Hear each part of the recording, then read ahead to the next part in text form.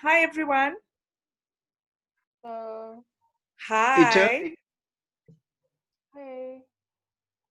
Hello. This is Andrew from Leisure Laputa. Welkom. Hi, Andrew. Thank you for joining us. Nice to meet you. I'm Ole from Rustenburg. Ole Hey, Ole. Marapet. Hi. Hey. So, Yes, Pindile.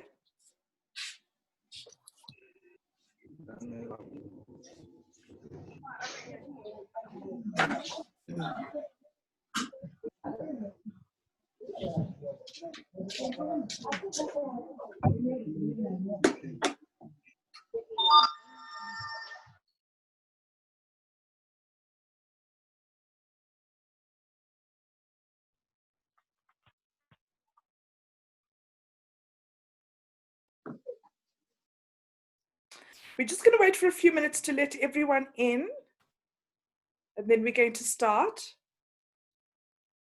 While we're waiting for people to come through, I'm just going to share our agenda for today. Tabisila, can I please ask you to let me share?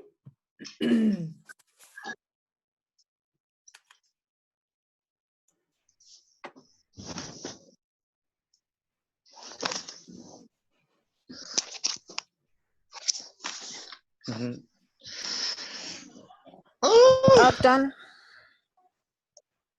Thanks, Ceci. For some reason, I can't find my file.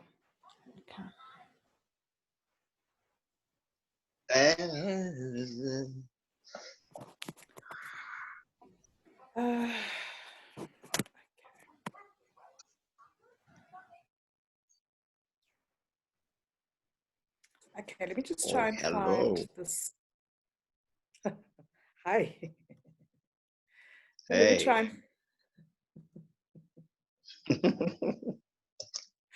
Let me just try and find this file, Tabisila. Okay.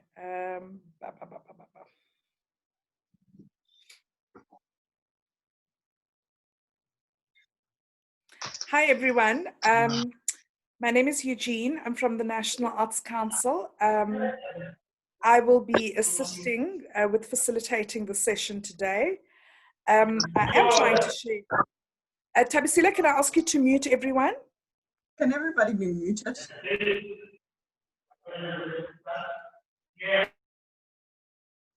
Hi, okay. I think that's much better. Hello, everyone. My name is Eugene. I'm from the National Arts Council of South Africa. I wanted to share an agenda with you on the screen, but it's fine. I can just talk through it.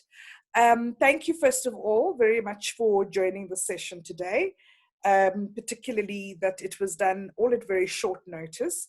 We are grateful that you are able to join, and we hope that this session will be beneficial and informative. We encourage you to ask questions, and we encourage you to engage with us. Today, the three topics we are going to be looking at. One is understanding the NAC funding criteria. Then we are going to talk about COVID-19 compliance. As you know, we have been talking about COVID-19. You may have seen on our website and on our social media pages, we're asking for applications to be COVID-19 compliant. So today we're going to talk about that and talk about what that means exactly, because a lot of people are not understanding what this COVID-19 compliance is. So we're hoping that it will be clarified in today's session. And then we are going to have a presentation called Navigating the NAC Application Form. In that session, we're going to take you through the application form. We're going to highlight some of the areas that in previous sessions people have noted as being quite problematic. And we're hoping that we can answer those questions for you today in the session. We have on the NAC panel, Ms. Lindy Ngabo. She is going to do all the presentations for us, I think together with Puleng, if I'm not mistaken. They're going to be presenting. Yes, Puleng Lasala. They're going to be presenting the NAC funding criteria, COVID-19 compliance and application form. And we also have Zinzi and Charmaine on the panel who are going to be responding at the end and assisting in the question and answer session. So with that, I will then allow Thabisile to share the presentation that Lindy is going to take us through now.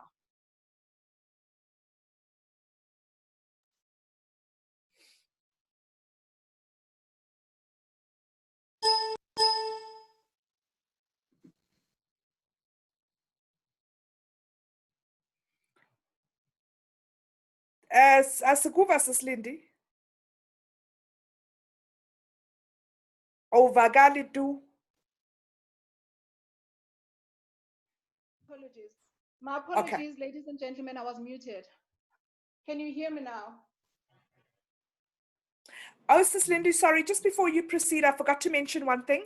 Everyone who's participating in the session, at the bottom of the page, there's a chat option. As Lindy makes her presentation, can I ask you to start posting questions that you might have? We're going to start responding to them while she's making the presentation. And then at the end of her presentation, we will raise some of those questions in a group discussion. And then we're also going to ask you to make use of the reactions tab, which is also at the bottom or on the right-hand side, or even on the top of your screen, depending on how you've set up your Zoom page. So just use those reactions like I'm doing now. I'm raising my hand, if you can see that. And I'm doing the thumbs up when I'm happy with the way things are going. So the hands up is if I want to ask a question. Thabisile, there's somebody who's making a noise. Okay, it was Johnny. We've muted him. And then just use the chat session at the bottom just to ask questions. So I'm going to just say hello so that everyone can see that chat. That's the chat session. Just use that to ask questions. We'll start responding to them. Over to you, Lindy. Thank you so much, Eugene. Thank you. Ladies and gentlemen, good evening once more. I'm going to be taking you through an assessment criteria methodology and COVID-19 compliance. And before I do that, I just want to mention that this has to be read in conjunction with the NAC guidelines. As you enter into the NAC portal and try to make an application, you'll notice that there are guidelines listed for you, which are there as a resource or to help you go through or navigate the system. So the NAC guidelines will tell you basically the programs that we support and the items that we will consider, things that we wouldn't do. So please do read them before you actually attempt to do an application, because some of the questions that you may have, you'll get them answered there or a clear instruction being given there. Tabi, I'll ask you to move to slide number 2. Okay. The assessment criteria, the backdrop to the criteria is basically our main documents, which is a strategic document for 2020 to 2025. And a point that I would like to raise there is that our strategic document says that at bare minimum, if a person were to apply to the NAC, we would appreciate that people put a request of a minimum of 100,000, and then the cap or the maximum for which an individual or an organization can apply for is 500,000. And we encourage applicants to stay within those limits or boundaries. And the reason or the rationale behind 100,000 as the base is because the NAC was saying for projects that are asking for lesser. Yeah, the presentation is blurry. I think I thought it was my eyesight. No, it looks like there's something wrong. Thabisile, can you see that it's not looking like it did earlier? Okay, can I try and share from my screen maybe? Oh no, I won't be able. Let me just see. Okay, Tabisila, can you try maybe just reduce it slightly? Let's see if it improves. Yeah, it seems too zoomed out. Maybe. It's not really helping. I wonder why it's doing that. I wonder why it's doing that.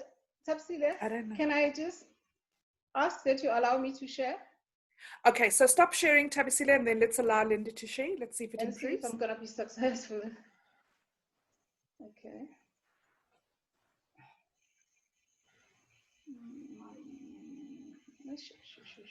It's just okay. It's fine. Just a second while I do that. I basically have to go look for the presentation. My apologies about that.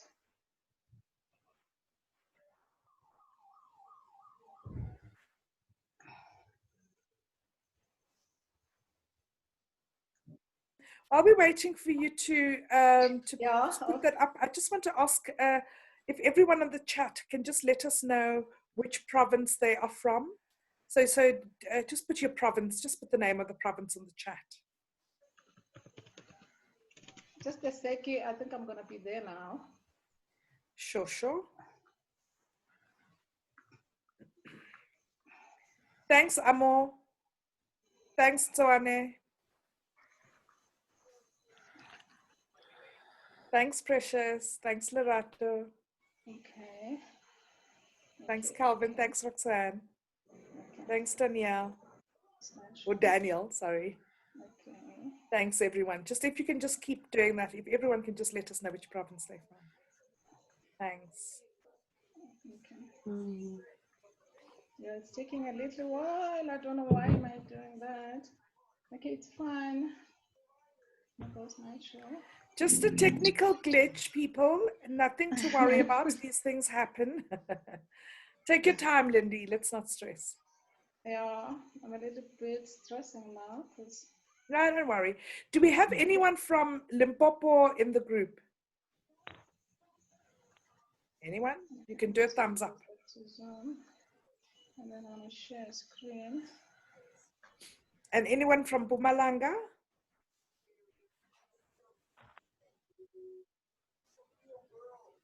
Okay. Okay. Am I able? Is everyone seeing the screen that I've just shared? No, Sissy. No. Can you click on share screen? Yes, that's what I did. Oh, I'm is just it? gonna go back again. Yeah, just go back again and then just try it again.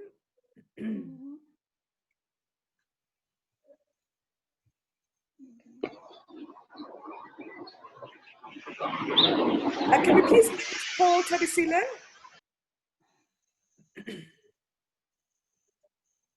Yeah, Tabisila, it looks like I'm gonna ask Hi. you to. Tabi? Yes, it's ready. I'm gonna try sharing one more time. There. You've shared. Yeah, Yeah. there. And it looks better. Does it look better or still blurry? It looks much better, Lindy. Can I ask you maybe just to increase? Oh, there we go. Okay. Okay. I have to move around now. And I'm on slideshow, I believe. But now I'm unable to move, eh?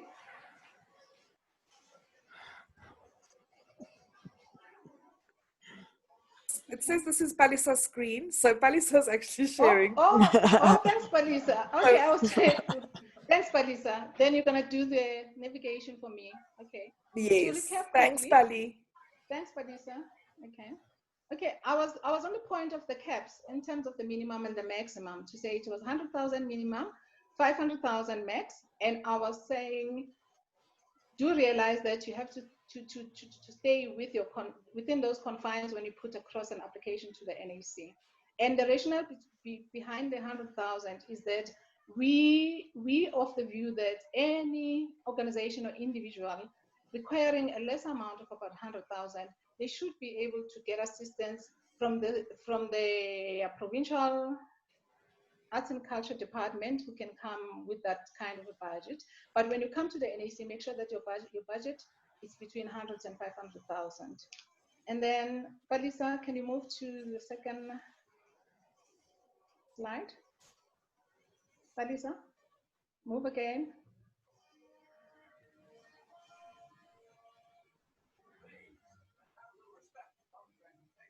Okay. Basically, the area of criteria that I'm going to cover is the assessment, is this assessment criteria that gets utilized when your application is being reviewed. So basically at the beginning, as you put an application forward, it goes through a process. The first initial process is just when administratively in the office, we will check if the application is within the scope of the NAC. So it's important that you stay within those guidelines. You apply for what things that the NAC can support. That's where you begin. Secondly, we'll make sure to say, okay, as you put forward an application, my apologies, I just lost my train of thought. I think I've got so many things on my mind. The second screening process is that once it's screened for compliance, then it gets to the second phase, where you are reviewed by panels. And your panels, those are the people that are reviewers who were elected by your community. So they're independent, their view is independent. We do not influence at the office the process moving forward. So this is the basic criteria that they will use. So for each and every project, whether individual, whether by an organization, we'll look at these items or these issues when we score a project. We'll look at a capacity of a project or an individual to interact, its interaction, its innovation, its diversity, and artistic merit. First, the application has to fall within our areas of competence. That's what is meant by artistic merit. You cannot come and apply for film at the NAC because we've got the National Film and Foundation that has to deal with applications that deal with film. However, if you're applying for the process prior to producing the actual film, like writing a theater script or anything, or developing it, you can still come to the NAC. So we are saying people should observe these criteria when they put forward an application. We are also saying now we are reimagining an audience where it's going to consume whatever that we do digitally more than in the physical form. More so because now we work against the backdrop that says as citizens we cannot gather or bring a lot of people together in one venue.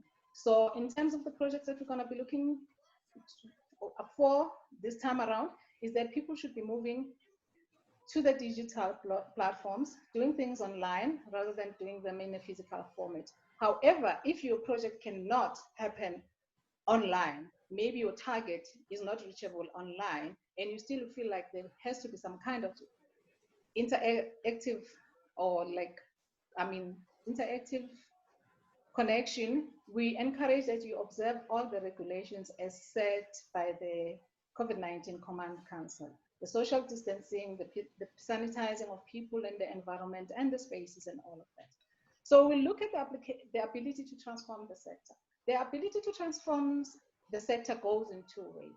Your project, we expect it to have some level of ability to transform those people that are involved in a project. So basically it means if people are coming into a program which you're proposing or a project that you're proposing, they can't come out of the end of the program still the same. There must be some kind of development that would have taken place, some kind of like skills being developed, some exposure that would have happened as a result of that program being implemented.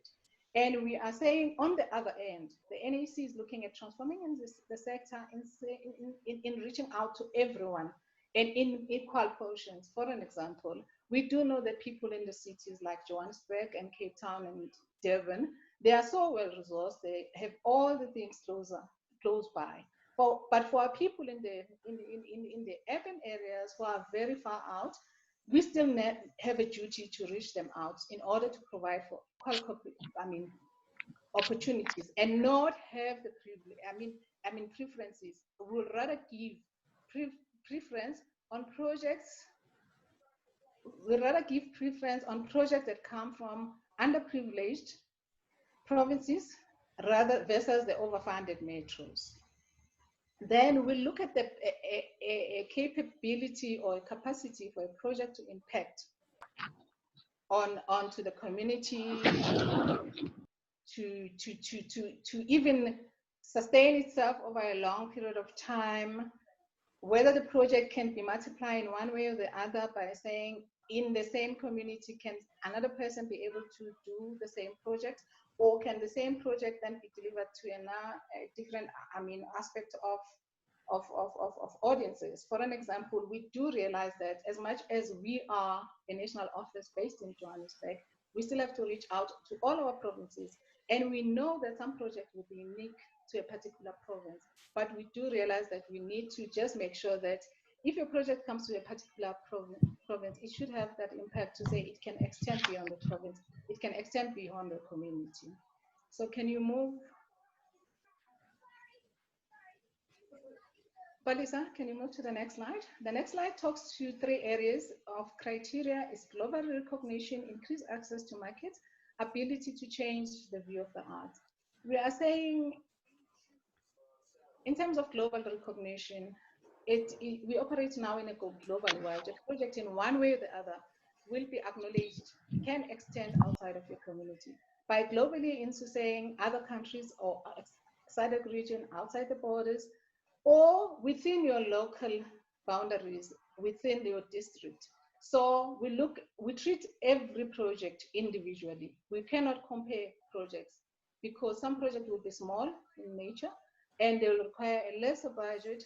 And as a result of the budget that maybe is required to execute a project, it will be very difficult for a project to just shoot and be on a global stage or be as big as that. We'll need more funders to come on board. But we'll check the potential to say, can this project extend to that? Can it become one of the biggest projects over time and in the future? Hi, Eugene.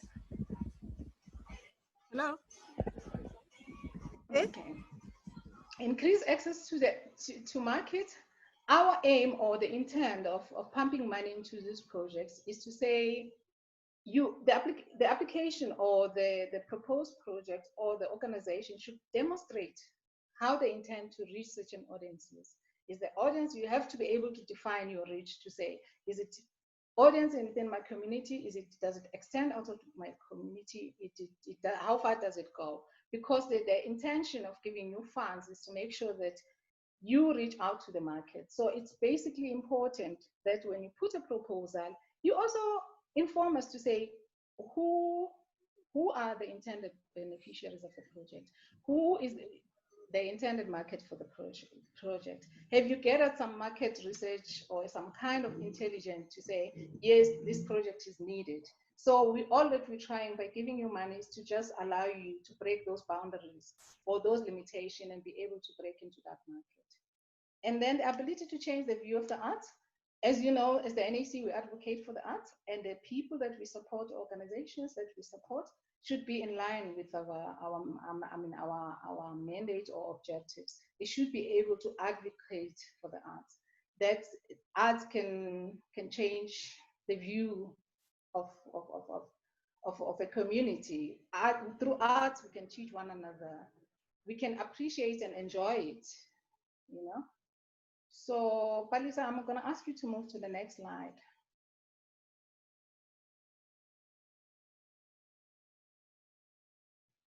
Okay. The next slide talks to partnership. It talks to criteria. The criteria talks to partnership, paid forward, and community support. The 3 elements. When we say capacity for partnerships, we do want to support projects, but we realize that our resources are limited. We cannot be the sole funder of a project. We will need other partners to support you. Your local community, your local Department of Arts and Culture. So when we review applications, we do take into account to say, in terms of partnerships or formulating or linkages, does this project have the capacity to do that? Because in that, it gives us at least the confidence to say, if we give you money, the project has a chance of surviving past a particular time. The project has got a chance of being executed successfully, rather than a project that will not demonstrate anything. And also it gives us a view to say, in the event, because we don't treat projects the same, in an event where a person is located in a very rural place, there's no any other support, and capacity for partnership is very limited. We do know that when we have to adjust them, the figures to say how much do we give to a project, then there will be a motivation to say, okay, rather increase it and make it substantially, because you do realize with those people, where they are based, they won't be able to get more funding from elsewhere, you know, because we take into account to say that those punishments could be coming from the departments, could be coming from the corporates. It depends how successful is the program and how successful is the project. The capacity to pay it forward, we're saying the person who gets funded, can they be able to transfer the skills to another person? You know, we show to say, you know what, the least that people can do, we're encouraging people to do the same kindness for the next person. So basically, if you've been at an added advantage that your organization got money from the NAC, you get certain things. I mean, you got support from the NAC. How do you then turn around and reach out to the person in your immediate community who's less privileged? You reach out by giving them skills. It can be some kind of support, even as small as saying, you know what, I got funding from the NAC, but in the future, I can assist other people to say and show them the way to say, this is how you apply and this is how you should comply. And then the community support, we look at the community support to say, who is this project for? Because by community support, you can imagine everybody, it's your community that are not artists, just ordinary people, if they will benefit from this project. It will be also people that are artists themselves who will get to benefit from the project. An example to that effect would be to say, I'll make, for an example, and give an example with a bigger project, which is a festival where people will have to commute and go maybe to Makufe, for an example, or a festival in Limpopo, a Maruleng festival, you know. And you do realize that as people go to this kind of platforms and festivals, there's a boost in the tourism sector, there's a boost in the ordinary men on the street who would not have seen people coming about to that part of town. So when we talk of these areas, we refer to things like that. So as you put together your application, just ensure that you bring that context of your area where you live or what the project, because before you do a project, it comes as a result of the need. So basically your need analysis has to come through somewhere during the application. Palisa, you can move to the next one. Okay, the next slide talks to processes. By this slide, this criteria, we look internally into the organization. We're not looking at the artistic program now. Yes, we look at the artistic program. For an example, if someone says, I am going to produce a theater play. So we look at the technical skills. Does the person have the technical means and the skills to produce this kind of play? Who's writing the play? Who's going to be directing the play? So all of those things has to come through. So it doesn't help for you to say, in terms of organizational management, you want to produce a play or that kind of project, and then you bring just people who are excellent in their administration skills, business-minded, and who don't have the technical skills required to put or to execute a successful project. So it means that as you put together your proposal, if you put a CV, the CV, if it's an organization, it will be a CV of the coordinator. However, you're allowed to add other CVs of people that will partake into this project by bringing skills. Then we look at the budget and the finance management. The project or an individual applying should be able to demonstrate the ability to work and implement budget, sound and feasible budget. So you must show that your budget has been researched. You cannot just you have to have means to substantiate the budget. That's why in somewhere in the application form we'll ask people to submit codes. So codes are there to enable us to comprehend when people say, okay, for an example, my project costs about 1.5 million. We have to drill down and unpack it and say, how do you come out to such a big figure? Why does it shoot it out so high? So the quotations then will show to say, you know what, maybe for this particular project, storage, I'll make an example with a visual arts project that will require maybe things to be shipped. If a project is destined for another location, they need to be framed in a particular way, they need to be stored. If that area of the budget is the one that will cost the highest expense, it's wiser to support codes. For an example, if you were to leave, if For an example, if the current conditions change, people travel abroad. That's why we will require like quotes for tickets if people go abroad, to say how much does the ticket cost to go to Europe and back and things like that. So that's why we require support material. Feasibility and ability to comply.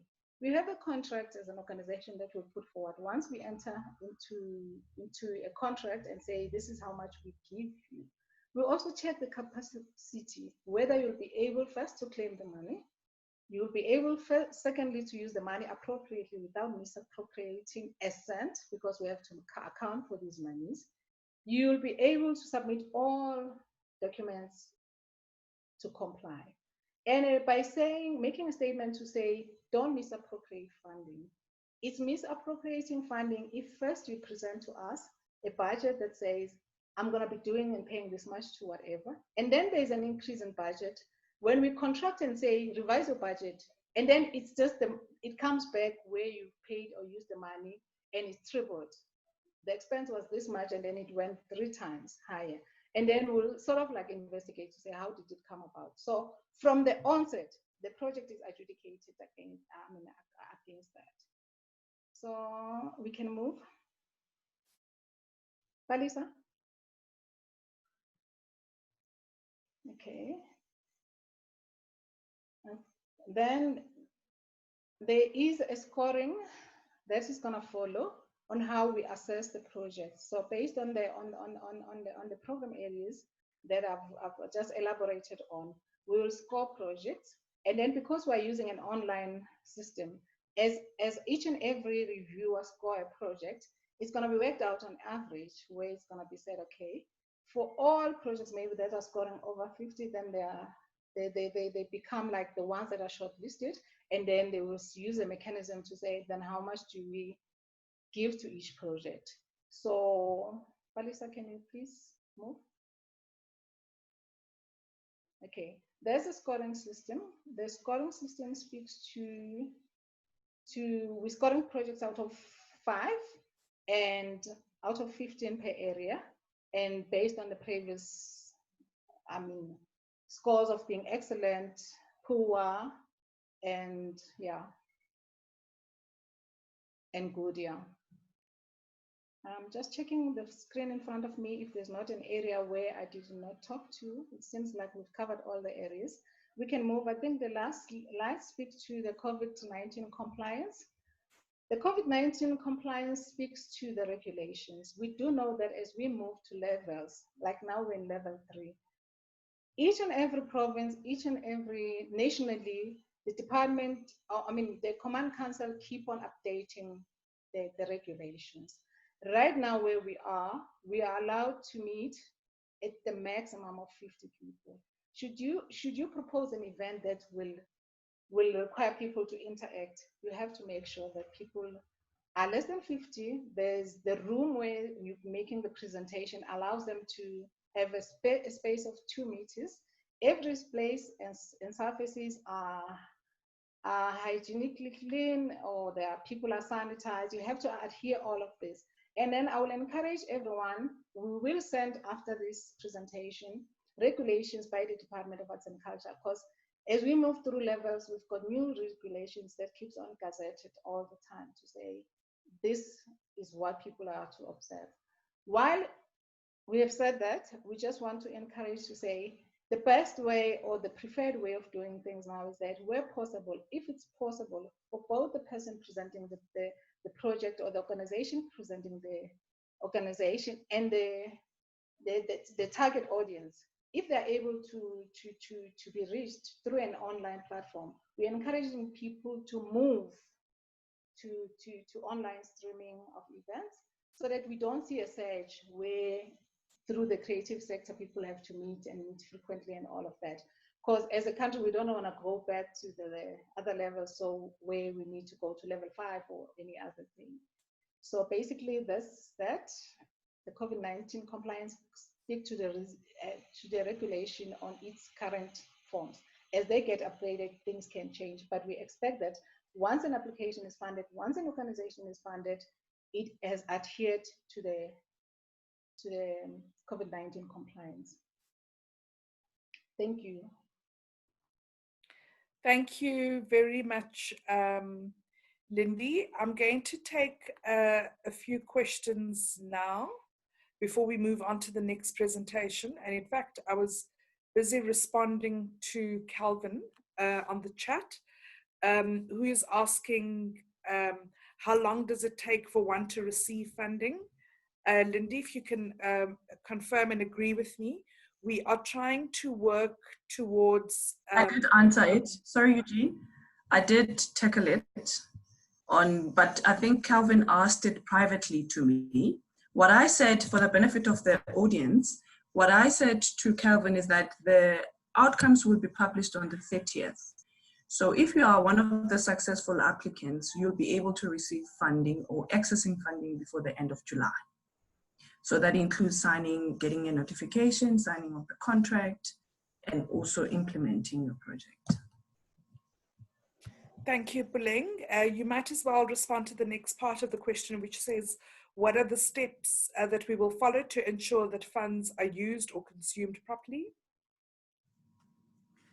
ADOs that are responsible for particular programs, depending what Calvin will be applying under, will have a close monitoring process where we ensure that money is used towards what you had applied for. So if there will be evidence, any evidence that you've misused funding, NAC will then take further steps to discontinue funding and blacklist. So, and also require you to pay the money back. So that's basically the steps that we usually take. Calvin, I hope you are fully, adequately answered. If you are not, just note it on the chat and then we can take it from there. Then we have a question from Lucky, who's asking if quotations are required from the individual artists who will be participating in the projects. What happens when some of the artists on the grassroots level don't know how to devise an income for themselves? Puleng, can I ask you to take that? It's quite a very tricky, I'll try and ask and answer the question. It's quite a very tricky question to ask. If you are applying as an individual and you have people that are going to be working with you, you will ask them to give you a quotation of how much they're going to charge you as an individual to work with them. But you will attach it, but it will come through your application form. And the second question was? The second question was, what happens when some of the artists on grassroots level do not know how to devise an income for themselves? For example, devise themselves. Sorry? No, my apologies. Devise an invoice for themselves. Oh, an invoice, my apologies. Devise an invoice for themselves. There's many ways to do it. I mean, there's pages that people can use. They can write their details as to they agree that they're going to work with a particular individual and this is how much they're going to charge.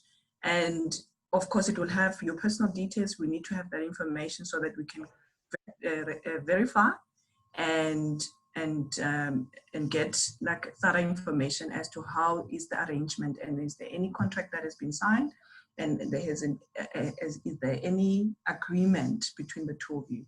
So basically that could be the means that could really assist. Thank you, Puleng.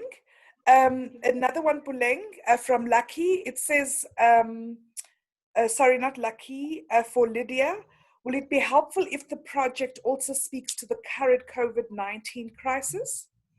Yes. It's very important that if you find that your work can be aligned to the current and you can tell a better story or even express yourself better, aligning yourself to the current COVID-19 crisis, yes, you can. Lindy, I see you would like to respond. Yes, I would like to respond and add on to say, please don't deviate from doing an arts project. We've got the Department of Health and everyone taking care of how people should behave during the COVID-19 crisis and all of that information. all we want from projects and organizations is for people to observe that, but stay within your lane, stay doing what you're known for. You propose an art project and your focus should be on a development of an art form that you propose to us, and then you must just say then that you are going to be observing the COVID-19.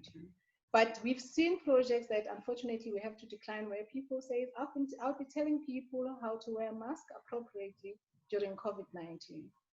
While it is information and education, you can do that within your projects during those gatherings, but it can't be a project that we should look.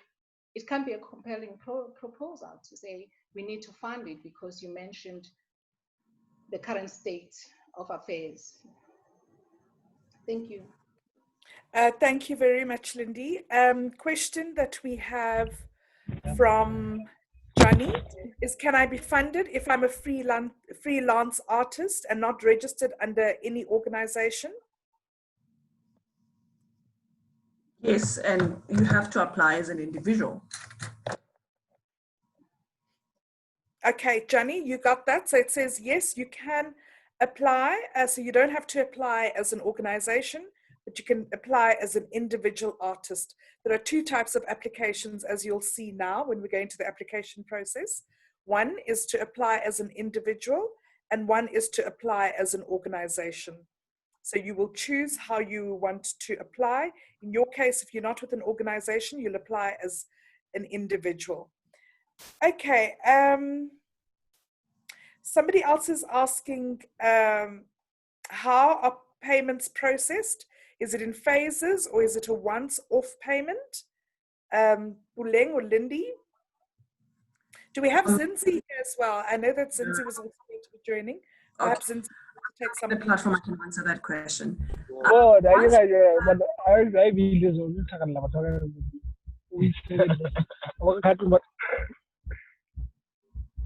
Hello? Can you guys hear me? Muted there. There was an interruption. Once you have been given the successful outcomes and you have signed the contract, you will see that the NAC pays the full amount that has been allocated to you or to your project in phases. Some depends on how urgent your project is. Sometimes it can be 2 and sometimes it can be 3. But then also is aligned to your activity that you're going to submit. And that's how we're going to be paying your project, and when you also submit the reports on time as agreed. Daniel, I hope that is adequately responded to.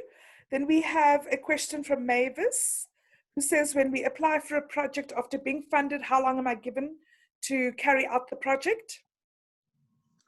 Okay, it's a collaboration. Basically, if you're a successful applicant, I'll repeat, you have signed a contract, you would have given us the revised budget, how long, depending when are we giving you the information, how you're going to structure your activities. So you will determine whether your project will run in 6 months, it will run in 3 months, or it's going to run in 4 months. So it's really not entirely up to us to control how you implement your project. You also have to indicate how you're going to run the project, and then we can be in agreement. But I would rather want to say something for the benefit of everyone. It's important that you note that NAC cannot fund a project that runs more than 12 months. Your project should be within 12 months, and it should preferably, not all the time, preferably be within the financial year of the NAC. A question from SMJ9 Pro. We are a band, but not yet registered. Are we able to apply? Yes, you can apply, but you have to appoint one person that's going to apply on behalf of the band. And the band itself, whether you are 14, whether you are 10, whether you're 20, you all have to have an agreement that you've appointed this person to apply on behalf of you. Because as we sign the contract, he's going to be, or she's going to be signing the contract on behalf of the band, and the money is going to go into the coordinator's account, which is the person who's going to apply on behalf of the band. Thanks, Buleng. The next question, if I've applied as an individual on the system, but I have a registered company that is tax compliant, am I allowed to submit the tax clearance certificate for my company as part of the application? I'll take that, Puleng, so we can move to the next question. If you're applying as an individual, you apply as an individual and submit the documentation that's required from you as an individual. If you're going to apply as an organization, that's when you would submit the organization's tax clearance certificate. We will not consider the organization's tax clearance certificate in place of a personal tax clearance certificate. Neither would we consider a personal tax clearance certificate in place of a company's tax clearance certificate where the company's tax clearance certificate is required. So you don't cross over, so you stick to one. So either you do it as an individual or you do it as an organization. The next question is for this particular funding. Previously, I've done projects where I have art facilitators who are international, not based in South Africa, who contributed to the cultural exchange program. This time, can I continue having art facilitators from the African continent as direct beneficiaries, since the project is a performing arts project that seeks to develop the youth in rural areas using the online digital platforms through traditional dance and music? Do direct beneficiaries need to be South African or not? I will attempt to answer it, and I would really need support from Lindy. One, if you're applying, you should be a South African. You have to have South African document. You have to be a citizen of South Africa. And if you're going to be working with international artists, you have an agreement with them. Yes, they can be direct beneficiaries. We don't discriminate. I've seen proposals that are including international artists as a collaboration and working together with them. Yes, you can have international artists to work with you on your project, and you can include them as direct beneficiaries. Thank you, Puleng. In terms of impact, there are also set targets that we have to meet, or rather, are there set targets that we have to meet in terms of numbers? Currently we don't have a specified number. And I think for my personal view is that do an impact assessment first. And second to that, do achieve impact to an area that you can afford and to a number that you can also afford. Don't over exaggerate, because that's how we also going to assess your proposal at the end of the day. If you have promised that you will achieve this, we will look for those. So be realistic as to the impact assessment that you're going to use and for how long and for what reasons you're going to use. Great, thank you very much, Puleng. Ladies and gentlemen, we've noted the questions that are on the chat. Lindy, between Lindy and Puleng, I'm not sure who's doing the application form. Maybe I'll take, are you doing it, Lindy? Okay, yes, sure. Yes, I am. Yes. Perfect. Lindy, you can start projecting that, and then I'll just take one question that I'll ask Puleng to answer while you project. So you can start sharing your screen, and I'll just read one more question. The next question is, since COVID-19 started, online platforms have taken over. Concerts and shows have been conducted online, but that also needs sufficient funding to make it. Can you also consider funding such projects? I'll take that. Maha, absolutely. Those are in fact the types of projects that we are looking for. Those that can be presented digitally Yes. on online platforms. We are also looking at projects that would be in line with the COVID-19 protocols and regulations, where social distancing is taken into consideration. If you are going to be having a number of people in a space, that the space is big enough, that people are wearing masks, that they're properly sanitized, that they have the proper PPEs. So in short, yes, those are the kinds of projects that we are looking for. That is in fact what we mean when we talk about COVID-19 compliance. Lindy, are you still trying to share? We're waiting for you to share. I'm gonna share now. Okay, sure. Can I go While ahead? we're waiting for you to share, can I take another question? Lindy, are you happy for me to take another question? You can take another question. Okay, sure, thank you.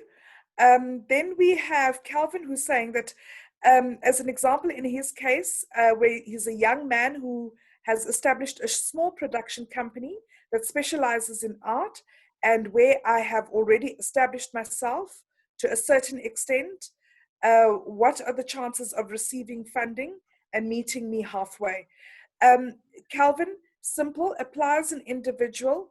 Give us examples of the work that you have already done. So don't regard the work you've done so far as small or insignificant. Just note the work that you have already done. Make sure you get reference letters from people you have worked with.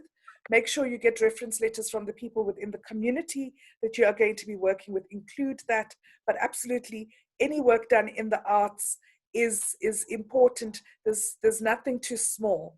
Ole, I note you. I'll take a question from you now. Okay, perhaps maybe while we're waiting for Lindy, we can No, let... you're not waiting for me. I'm waiting for you. I'm ready to Oh, share. we're waiting for you. Okay, Ole, I've noted you. After Lindy has done with her presentation, just note your question, and then we will be able to answer your question after this presentation. Because perhaps this presentation will also answer some of the questions that you might have. I'm screen sharing. I'm just want to check if everyone can view the screen. Yes, we can. Thank you, Lindy. It's on. You can proceed. Thank you so much. I just want to bring to your attention, if you look at the screen right now, on the right side where my cursor is, you've got an online application guidance. It's specifically for the one that's relevant now. It's the one for organization and the one for individuals. Whichever project you want to pursue, you have to read this document, because they act as a background. They'll show you step by step on how to go about filling this application. So what I'm going to be doing now, I'm not going to be filling the application.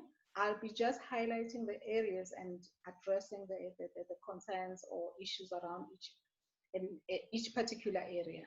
And because of the questions that have been raised, I'm going to try and create an individual project. But before I do wish to say, applicants are advised to go on YouTube if you can. We do have a video which says NHC funding application made easy. That video will take you through the application navigation. So I'm going to start. This has been preset. Like any other online platform, you have to register yourself. Your username, which is in this case going to be your email address. So every time when you punch your username, you don't have to create anything. You have to put in your email address, because we have to continuously communicate with you. The PIN and the passwords will be communicated to that address. So your username becomes the email that is active, the email that you're going to remember every time you log in, because you have to retrieve the information from there. And then once a password is generated, it's a temporary password. You are allowed to change it. In case you forget it, you are allowed to press forget password, and then they'll give you a temporary one, and then which you're going to adjust as you move along. So basically, the screen is preset, so those stages are not showing at the moment. But in case you want to, when you need to forward an application, you have to click in this green plus for the application you want to create. So I'm going to click on this to create an individual application form. And for an individual application form, you need to put, the screen is just the same as for an individual. It's just the same for an organization, because it will allow you, it just says who you are. For an individual, you never change. So it's going to be an individual, it's a project title. I don't know what I'm going to call it. I'm going to call it Ingoma. I'm just going to use the name that I normally see here. People will say I want to do an Ingoma festival or a visual arts exhibition. And then you have to put your individual name, because it's an individual project. In the event it's an organization, you put an organization. I'm going to put my name. And then if you click here, it brings all the disciplines. The NAC, while we move to the focus of programs, and we've got 5 programs within which people can apply, we're still keeping our disciplines. So your project is either craft, dance, music, or theater. If you click on the subsection, it usually shows this. That means that if you click here and say craft, For an example, if you say dance, if you go here, it shows the sub-discipline is dance. Some, like visual arts, if you go here, I said theater, let me just go visual arts. If you go subsection, it brings out the categories within that particular arts discipline. If you go music, and then it brings the sub-programs. So you choose whatever that you want to apply for. So just be aware that you can't go to sub-discipline if you haven't chosen the discipline that above. Then the project focus, I'm gonna click capacity building, and then I register my application. If you register application, a registration notice pops up, an email is sent to the email address. And it's an email with the unique number for the application, and it details the funding that you're applying for and when you can expect a review for that particular application. To continue with the application, there are 4 categories within an application form. You do need to complete all of these sections for you to say, I've completed my application. You do need to click on the terms and conditions to accept them. You do need to validate an application. The tab for validate allows you to, it's sort of like a blind spot, because if you validate and there are errors in the application, it will highlight the errors for you so that you know where you missed the information and you can go back and complete. Then the submit button is to submit. In the event you want to print your read-only application, this is where you download it. So basically, we are on this section, which is an application details. These are the details of the individual. If this were an organization application, it will be details of an organization, personal details.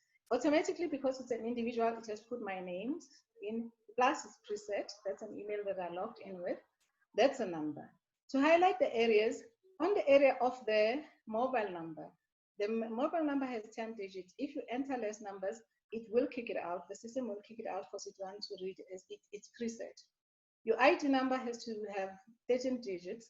Make sure that it's 13 digits, because otherwise people will say, I can't save. You can't save because the system is preset, so somehow you've done things wrong. If you can't save or anything, just go back. In terms of the date of birth, it's preset, date, month, year. You have to put it. You can't do it vice versa, because it won't accept it and you won't be able to save. And as you navigate, you constantly have to save. We get the feedback that we get is people saying, I entered information, when I go back, it was not there.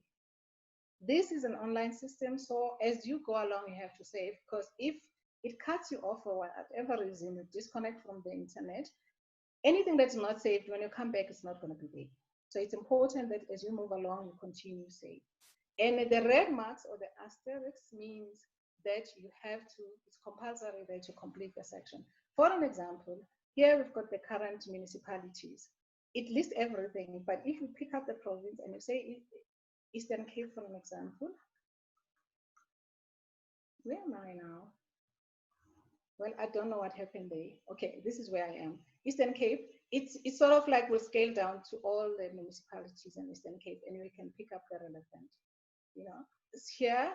If you pick a province of origin and say Gauteng, it brings up all of those. So basically, some actions require that you do one action before the other. If you skip an action, that's when the application will still it's not saving. I can't edit. I don't know where the information went to.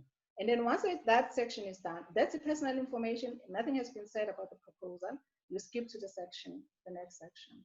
The section for project details, that's where you give us the more detailed information. We need to understand when the project will start and when the project will end. And a piece of advice is that start your project, even if it's an annual project, estimate, because on the activity plan, it will estimate, it will show a plan of how long is the project, which months are covered within that particular time. If your project is ad hoc and it's going to happen for a month, you have to do it for a month. And it still takes the same format. It's the day before the month and everything. It's the day, month, and the year. And then it's the day, month, and the year. And unfortunately, this does not count. It doesn't count for you to automatically. It's not preset to count. You have to add it. In this case, it's less than 1 month, so you have to put a 01 for the project. So you have to enter that information because it still has an asterisk. If you left it with hoping that it's going to preset, it won't do that. And then the provinces where the project is going to be implemented, you can tick the province. I don't know for sure if it allows you to tick more than one. Let's see. Yeah, it does allow you to tick more than one. And then here's an area, and this is the crux of the matter. Here, try to be brief, yet give all the information that is required. Don't be vague. You need to be specific. You have to say, give a project description. What do you want to do in this project? That's a question that we ask. But basically, a project description will take into consideration to say, what is the project about? Is this an art project, a particular art form? Is designed for who? You have to list your target market. If it's an art exhibition, are you dealing with emerging artists? Are you dealing with professional artists? Is it a combination of both? Describe those details and put them there so that we sort of get a context to say, this is who the project will benefit, or this is what the project is about. And also, while you're at that, in terms of describing the project, don't be vague. We see people saying, I just want to do music, dance, and everything else. Try not to do that unless if you're an organization that has got the resources and has established this department to deal with all those areas. We do realize the limitations because we're going to gauge what you are proposing to us against the CV that you provided or any other CV that you provided to say, does this person have the capacity to do the project? So basically, you have to give us the information and not be vague, just be specific. How will you do this? You have to explain the how, the methodology, how this is going to be done. Like for now, we're suggesting people should do things online. That aspect of information should come out there to say, maybe desirable in a normal circumstances without COVID-19, this project will be just done normally in a physical theater and all of that. But taking into account the current situation, now the program is going to be done via online streaming. And you mentioned the platforms. Go to an extent of mentioning the platform. There's no way that the NAC will know all the platforms. You will know better. You'll tell us which platforms we can make that. If it's music available, if it's visual art available. Because people, for you to choose a platform where you want to put stuff, you choose it based on the subscription. For an example, musicians will put their music on Spotify, they'll put it on YouTube, they'll put it on different platforms. It's because that platform for your project, it's the most viewed. You know that if I put it on this platform, it's going to be most viewed. So in that area, you have to just say, how will you do this? And you give a reason why you've chosen whatever that you choose or the platform that you choose. If it's you're gonna maybe now adapt, because now we're trying to adapt things to say, in the event where people can't be reached because people don't have data where they are, if you're gonna instead of going via the route of saying, this is a documentary that can be shown on live TV or via live streaming, you opt for radio, you opt for a media platform that is the people that you're targeting can access. So you have to say these things. Then it sort of scales down or unpacks it for the reviewer to say, okay, this is how the project at the end will shape up. And then what are the objectives of the projects? Here we want you to list the immediate objective and over time, the long-term objective of the project. You may not be able to achieve everything on the one go, but that doesn't mean that you can't apply. So you have to say, this is what I want to achieve in this project at this particular time, but over time, this is where I see the project going. Because then you're showing us the vision. And all that we're trying to do here by supporting is that we're going to be part of that vision and assist you. And then we say, please list what other assistance you require from the NAC. Usually people, like we've put report writing, people will come with different requests. It's not like we don't read them. Maybe for an example, this capacity building workshop that we're on right now, the Zoom session that we're on came as a result of someone saying, please speak to us. Let's have a space where we can share and you can facilitate these workshops for us. So you put ideas like that. Whatever the idea, we don't undermine people's idea.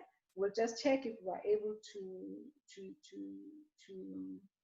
bring it to life, then we'll assist. And while we're here, some of the requests that you will need, it's almost like may require to say, how do I contact an organization like CEDA and all of that information. ADOs are able to give the information, the bit of information that they have to say that organization don't even bother. This is how they deal with issues. Go do 1, 2, 3. And before we give you information, we'll also refer you to those particular websites because we don't want to give people misinformed people. So it's always best that you consult with those departments, but we will assist you by giving pointers to say, try this organization, do this. And then the next section is that who will benefit from the project? And then it's sort of categorize people that will benefit. It says you as an artist, and then it says your organization, and then it says the beneficiary of the project. So basically, as an artist, if it's a project and it's a skills development project, you have to specify what sort of skills that the person will benefit. If the project is a platform that will give some exposure, you specify to say, this is how artists are going to benefit. If it will give them some kind of ability to earn an income, you have to mention that. It says your organization, how it will benefit. It's just seem odd that you have your organization here, but the application is similar in all respects because it's an individual application and ask you this question. Should you leave this question blank because it's put in asterisk? It will not allow you to proceed. There's nothing wrong in taking the information above and put it here. But if your project then will benefit other organizations and individuals, you can expand and say, this is what it is. If you are limited by the space above, you can expand here because we read everything. You know, we make sure that we read everything. We don't omit and say, okay, this does not talk to each other. Then there is the beneficiaries of the project. How will they benefit? Here you list who will benefit from the project. For an example, someone asked about the band, and we allow bands to apply as individuals. So that's when you're gonna bring, if it's a trio, that's when you're gonna bring the 3 people or the 5 people that you are involved in the project and what their roles will be and how they're gonna benefit. So they're gonna benefit in terms of salaries, they're gonna benefit in terms of expanding the knowledge. They're gonna, if it's a collaborative project like the one that a person asked to say, can I involve people from Africa? It's a cultural exchange program. If it's an ad hoc project, you know, specifically for individuals, we allow them to apply for ad hoc projects. For an example, you cannot set up an organization for a collaborative project in the SADC region or something. We expect someone to take a lead. So that's where your project will qualify, and that's how you're going to bring up that information in these areas. The community in which the project will take place, how will they benefit? If your project has got means to extend the impact can be felt by the community, you will say it. That issue talks on issues of transformation, and it can talk on issues of opportunities, to say if the project will create an opportunities. I can make an example of our festivals that are designed to be arts programs, art festivals, and people will gather. But we see people on those projects then exhibiting their own little works or having their own little stalls and coming together and showcasing. If it's got that benefit, please specify and say how will it benefit. And then we've got the beneficiaries here split into 2, split as direct and indirect beneficiaries. By direct beneficiaries, we mean people who are going to work hand in hand with the coordinator or will work within the project. Those are the people that will have to be paid for. If they were to travel, they have to be reimbursed for their travel. And then indirect beneficiaries are people that will benefit for the program by, I don't want to say by accident or by luck, but it's people that they're not immediate beneficiaries, which means they're not going to earn an income, but they will benefit because maybe if it's an organized platform, they can get to sell at that particular and have an organized people coming to see the product. You can say it can be all of those things. And I want to just add here to say the add button is to add information. So if you put information, you have to specify the gender, you specify the race, and then you specify the number of people, and then you put a 0. For it to add, if you end here, you end here. You don't press an add. because the add button will create the next column or will make it total. So that's what it does, you know. If you feel you always have to add because you have to see that total there. So, but then if you end up here, there's 3 people involved, there's no need to add the button. But if you need to add, there are males involved in this program and they are of a different race, and then the number of people is 2, and then the number of disabled, it's 0, you add. You shouldn't feel compelled that you always have to add because this add thing keep on popping down, or the same thing keep on popping down. It's just to allow you more space to add information. If you feel like I've covered everybody, you leave it. The same applies on the indirect beneficiaries. And it's important that you always constantly have to save, because if it's not saved, if you go back, that information won't be there. Moving right along on the project activities. This is the most critical part of the form, because you have to single out what the project, the activity entails, when it starts and when it ends. For an example, I just want to make an example of a visual arts project that will end in exhibition, but started by one individual who says, okay, this is what I want to do. I want to identify. I've identified this particular artist, and I don't think they've been given an opportunity to showcase in any other platform. I've identified in a platform, but you have to mention, because there's gonna be activities from beginning to end. One activity is when people are making works, when people are going through a creative process. Another activity is when you have to appoint a curator for your particular or small, whatever platform that you want to do. If you need editors, if the work has to be edited, maybe it's a catalog that needs to be read, you need readers, you need everything. All of those activities needs to be shown there. You're gonna follow the same format. You use your add button to add information.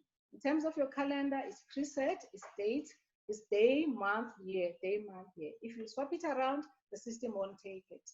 And then it will always show you like the words that you can put in for an activity here. It will say 100 words left, 50 words left, like 100 words left, 50 words left, 200 words. So before you actually attempt to answer, you know how long are you gonna go. So try not to be vague, just be specific and shoot straight to the point.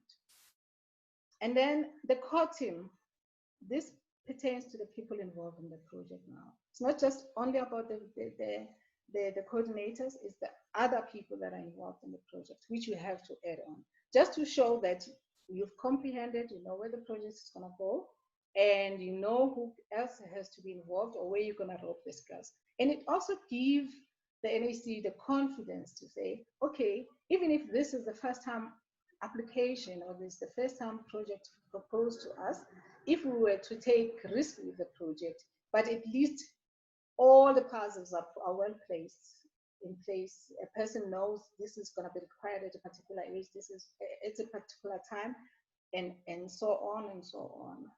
Then we move to the next one, which is the budget section. Critically important, you do need to give us the items for which you're applying for. Again, here, you have to read it in conjunction with the NAC guidelines. On the document for NAC guidelines, it will tell you exactly what we will support and what we will not support. And we've tried to revise the guidelines to include the COVID-19 protocols. So for an example, things that we would not normally consider because we would consider them to be digital, and we feel now we have to accommodate. Don't shy away. Please, if your project requires it, it requires it. Put the items, put the numbers. So you put the items, you put the numbers. And what the budget does, and where the issue it really becomes an issue, is that how you put it. It doesn't matter. It will put the zeros for you. It doesn't add. It doesn't, like the add button that we use on the system is to add information. But in terms of summing up, the only thing that will sum up for the amount is it's the save button here. So basically, as you enter and enter, nothing will change here. If you did not save, the next time you come back, there will be nothing. So if you press the save button, for an example, either bottom or low, if you press a save button, it has shown that this is how much you're asking for. First, you said, for an example, I didn't write the items. For an example, let me say it's venue, it's artist.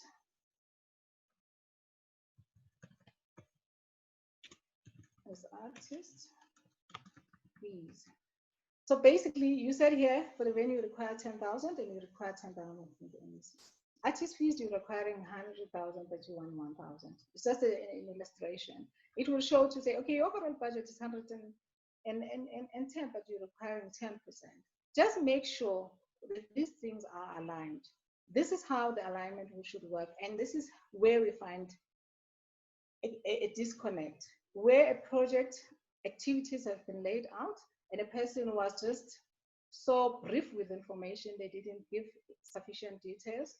And then on the issues of people that are involved, they were brief again, not enough details, but when they come here, the budget comes to about 1.5 million. And we say, hey, hang on, who's getting paid here? Where does the money go to, you know? Because there has to be an alignment. If there are 3 areas that I must just stress, I'll never stop stressing it. There has to be an alignment between the activities and the budget and the description of the project and how it's going to be delivered. So all of those things have to talk to each other. Don't write something else on the activities, and when you come here, you budget for other things that do not talk to the activities that are going to be done. Because then there would be just there won't be that alignment that says the project is genuine. It will be like, okay, this project seems to be imagined rather than real. So you just have to make sure that it's a project that exists, it's a project that you want to propose, even if it's a new project which is based on imagination, but you know what you're talking about.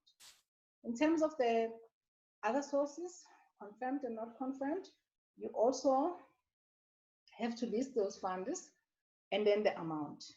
And then it says auto-calculated on SAVE, so it's the same principle as above.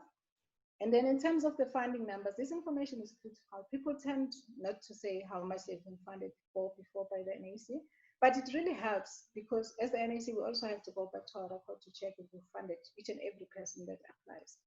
And if the information is really given, it's already given, we go there to verify. And by having this information, it offers some kind of an advantage. We don't say because it's been funded before, so then we can turn around and say we funded now, we're not going to support you. It can even motivate for a more funding, because then we'll base it on history to say, if you were funded by the NAC, did you report? Were you able to draw down on funding? Were you able to wrap up your project? And then we are able as officers to give that kind of information to assist the reviewers when they adjudicate. Come to the last bit, which is details of funding, applications that have been confirmed or still to be confirmed. It doesn't matter if you've not been confirmed, you don't have to specify that. If you've been, you have to specify the status here, confirmed or not, unconfirmed. If you've approached anybody, you have to say. If you haven't approached anybody, don't say you haven't approached them if you don't have it. If you intend approaching them, it's only fair to put it, to say, okay, I'm intent approaching them, then you write it's unconfirmed. Then you save and you move to the next.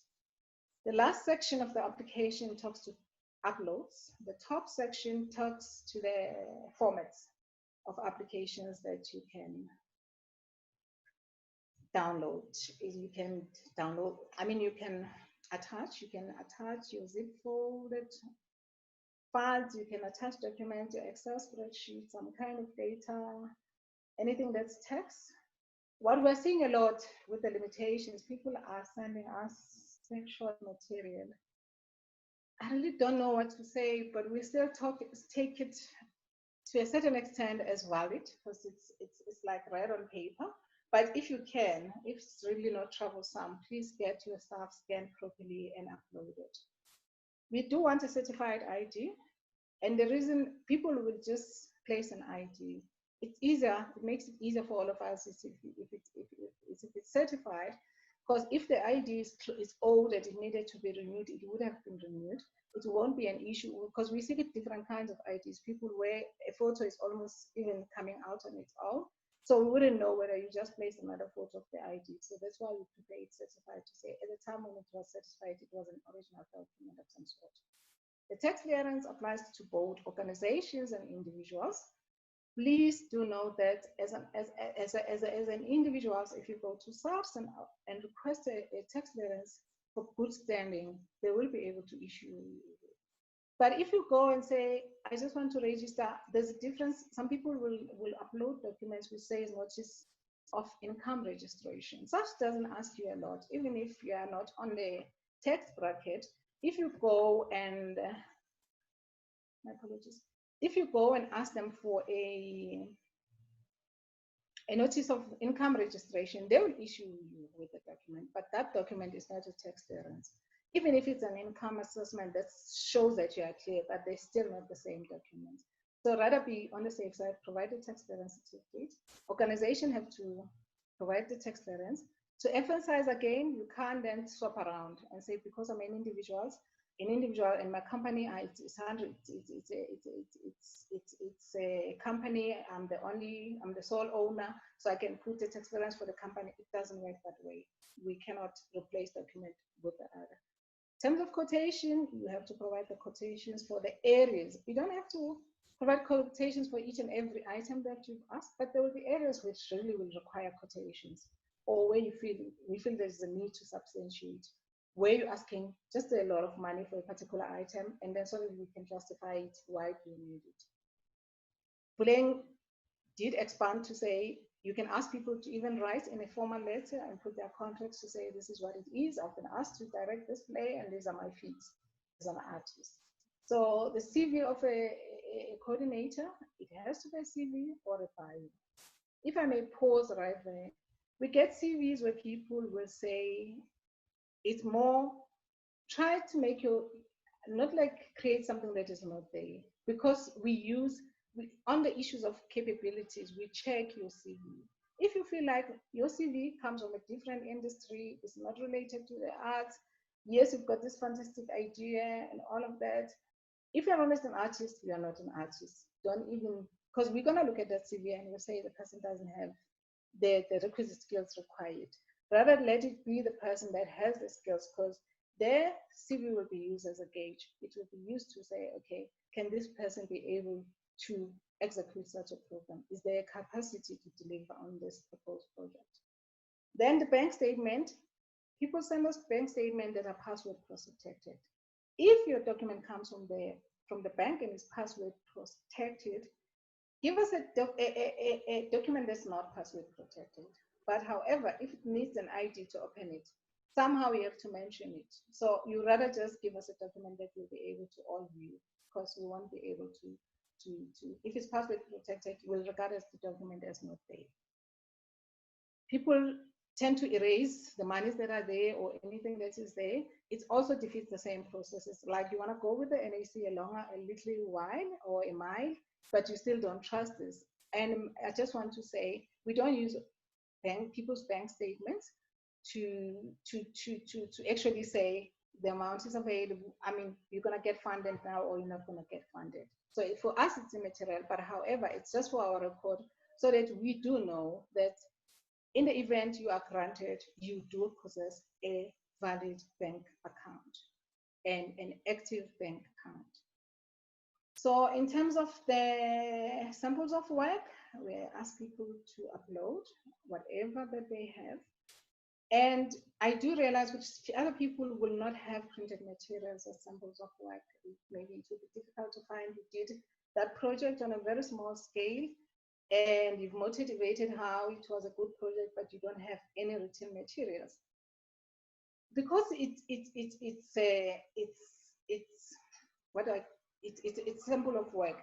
You may upload a page that explains that and explains in detail what you've done and why you don't have the documented material. But don't do it for the tax clearance. Don't do it for the ID, because those are strict documents that we need uploaded. The reference letters, not older than 18 months, we want them. And on the reference letter, we appreciate them, but sometimes they are not useful. So, for it to be useful, it must talk on the competencies of the person that they are referring about. It must say what the person has done which relates to the art. It must say it must motivate for the person and say, you know what, in terms of capacity to deliver or to play that role that the person has played, the person has the capacity. Rather than the kind of reference that sometimes that we get where people just confirm their living status. A confirmation of your living status written by a counselor or a community leader to say you reside at this place is not a reference letter. We don't compel people to go to counselors and all of those structures. You can get someone who carries some kind of credibility, who knows you, to write a reference letter, or an arts organization to write a reference letter. And it should be legit. It should have the information required to contact the person. It must be signed. And then we move to the budget. You can upload the budget, which is a comprehensive budget over and above that you've asked for. It should not be talking different ways, which means it will be the same budget that you asked for. Maybe it's broken down a little in a sense that it's more comprehensive.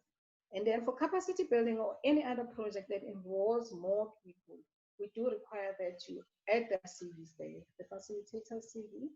If you're saying, I'm going to conduct this kind of training, you do need a manual of some sort, or your methodology on how you're going to conduct the training, and you can upload it. Once everything is done, and I must just say, if you upload a document, for an example, you browse and pick up a document, and then you upload it. I don't want to do that now. Let me just leave that. Once you press upload, it will show a document and it will show a delete sign. The delete is to allow you while you're going through the process to delete. So you just have to be mindful of that. But the delete doesn't allow us at the office or on the back end to delete your stuff. You don't have rights to do that. You won't. We'll only upload stuff or add more information if we're given rights to it, and it's just to the benefit of the applicant. But we will never, none of us has the right to actually delete the stuff. So if you uploaded it and you see a delete sign popping, it doesn't mean that any other person can delete it. It's just for your own good to say you can delete it in case you uploaded the wrong document. Then once you're done, you accept the terms, you validate so that it brings out the information that you still need to do. I've pressed here, validate. It shows that I did not complete the form. So which means if you submit, it will keep on bringing the screen to say you did not complete the form. You do really have to go complete the form so that you are able to validate and submit. Thank you so much. Thank you very much, Lindy, for that presentation. Thank you, thank you, thank you. We're going to take questions now from the chat, and then we're going to allow for participants to also ask questions. Lindy, I noticed that obviously some of the questions have come from the previous presentation, but that's fine. We'll just take those. And then perhaps as we continue, some might have questions from this presentation. So I'm going to start with the question from Mavis, who's asking if, as a government employee, she can apply for government funding. My first initial question is going to be no, but I'll take that from you, Lindy. You're right, it's a no, because as government employees, we're not allowed to trade with government. And it's gonna come out at the stage of assessment, and we're not gonna support you. I hope that's clear, Mavis. Government employees cannot benefit from government funding. Then we have a question from Sylvester, who says that, say you have applied for NAC funding before and carried out a successful project, am I liable to enter other funding calls? I assume what he means is, am I allowed to enter other funding calls, such as this one currently? And how do I detail my pay it forward in case this will impact future applications? The short answer is yes, you can apply if you have applied to NAC funding before and done it successfully. That probably means you also have a very good track record with the NAC, so that works in your favor. Buleng, can I ask you to assist in how he can detail his pay it forward campaign in case the pay it forward will make impact on future applications and not in this current one? Hi, Buleng. Hello. Can you hear me? Yes. You on? I'm sorry, I lost you there. You were asking a question? Yes, we Mhm. have a question that says, how do I detail my the paid forward campaign in case it will only impact on future applications? So I think what the person means is that currently they don't see the paid forward being impacted in the current application cycle, but perhaps at a later stage. Maybe we could ask Sylvester to elaborate on that question a bit later on. Yeah. But for now, Puleng, do you have any Yeah. comments on paid forward and if they see it as only really coming through in future applications? Yeah. Paid forward is one approach that we want to assist artists to really have a good network and a good relationship with each other. Firstly, as you are a beneficiary or you're an applicant and you want to contribute to the paid forward, it's important that you identify an organization or an individual that you're going to implement the exercise of paid forward. So how you're going to do this is that you will have a letter that you have received from an applicant. You both agree that you're going to assist each other and it's going to be contributing to the paid forward. So basically that's how it is. And if you're going to approach the organization, then the organization has to write a letter stating that they will accommodate you to be paying forward in their activities. But it's important that you identify an organization that is art-related organization, so that then the paid forward carries weight and it's of a greater meaning. I hope I am clear. Thank you very much, Puleng. We have another question that says, if you collaborate as companies, do we need to submit both companies' documents and all the companies' tax compliance certificates?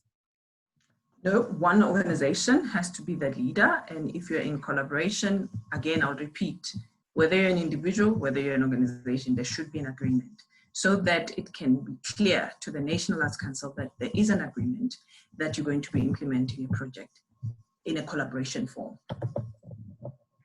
Thanks, Puleng. From Lucky, it says, my project is 2 days long. Is this enough? Or am I encouraged to extend the duration because of the nature of the fund requested? I think it's best that you extend. I mean, depending on also the funding that you're going to request, NAC will not support projects that are requesting funding that is less than 100,000. So it's important that you think thoroughly when you put your application together. 6 months, 3 months, it can be sufficient, but it shouldn't exceed more than 12 months. So if you're going to do a project for 2 days, depending what do you mean by saying it's going to happen for 2 days, because some festival will happen for 2 days, but there is a preparation activity plan that will take a little longer. So it depends what your project is all about. Lindy, I saw you raised your hand. Do you want to add? I wanted to echo, and Puleng has covered it. It has covered it to say it depends on the nature of the project. The 2 day could be an outcome of a long process or a project that has happened behind the scenes. So you should be able to demonstrate that. And also we'll look at the value for money to say, can this be substantiated in a sense of money, to say you can't be asking for a short project that doesn't have the impact. We'll look at all those categories, all those criteria. For a project that is not, it's not sustainable, it doesn't have an impact, to be asking 500,000 just for a 1 day event, then chances are, then your project will be declined on those bases. So there has to be some kind of an alignment to the request, or in terms of monetary. Great. Thank you very much, Lindy. The next question we have is from Tabang, who's asking if we fund equipment for film. Firstly, we do not fund film at all. We have a sister organization called the National Film and Video Foundation. They fund film projects. We fund the other arts that is not film. So we would not touch a film application. We'll reject it as it comes through. Then we have a question from Putti. If I've applied as an individual and got funding twice. Now you're applying with the company. Do I need to add my previous funding number? And how old should a tax clearance certificate be? You do not need to add your previous funding number. You do need to note, however, that you have received funding from the NAC before. We probably check that anyway. So we would know that you have received funding from the NAC before. Your tax clearance must be valid for 3 months from the date of the closing of the application. I know we've never said it in platforms probably like this, and we probably don't put it out on our information, and I think we should, but I know that when we've had discussions with the CFO on these issues, he's always said a tax clearance certificate must be valid for 3 months from the date that you submitted. So don't submit a tax clearance certificate that will expire 2 days after the closing date. And then, is there criteria that needs to be met? Thanks, Puti. I see that thumbs up. Thank you very much. I noted. Is there a criteria that needs to be met per category? Example, does the NAC have a specific genre they support in music? Is equipment considered to be part of a project? If we could get Uleng or Lindy to respond to that one. Can I give it to Lindy? Sure, sure. Just to respond, it depends on the nature of the project. For instrument, we do not give instruments or buy instrument for professional artists, because our rationale is that if you say I'm a professional artist, you should have the basic of business. So an instrument is not something that you will come and request. However, if it's a production that's going to happen and then you need to hire an organ or perform in a concert hall that doesn't have an organ, you have to hire it out, we'll consider that request.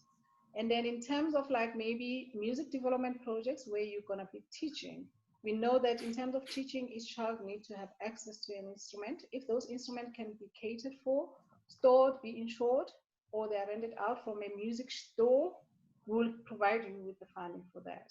But we just not too keen to give people instrument and then the instrument are lost, and and also because instruments are expensive. So it has to be someone who plays the music, the instrument, who can keep it safe. It can be insured, and it's just along those lines. What was Thank the you. other?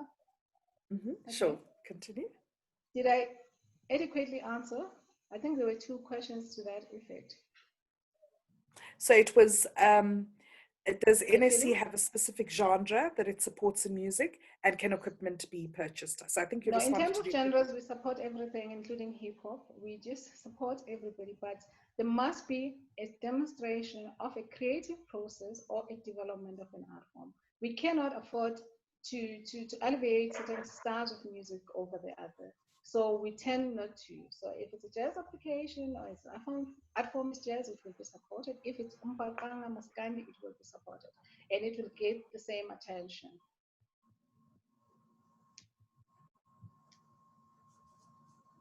Okay, thank you very much, Lindy. I see that there are no more questions on the chat, so I'm going to ask if anyone would like to ask a question now, live on the session. And how I'm going to ask you to do that is, if you are on video, I'm going to go through the page, you can raise your hand, or at the bottom of the screen, there's, as I'm doing now, there's the reaction button. And so you can just click the hand, and then you can raise your hand. So I'm just going to go through page by page on the screens here. I see on page 1, there's nobody who wants to ask any questions. Do we have anyone else who would like? Okay, I see Millicent. I note you, Millicent. Is there anyone else? We've got Millicent who would like to ask a question. Is there anybody else on this platform who would like to ask a question? Okay, I see that it's just Millicent then who wants to ask a question. So Millicent, can I ask you to unmute yourself, and then you can ask your question.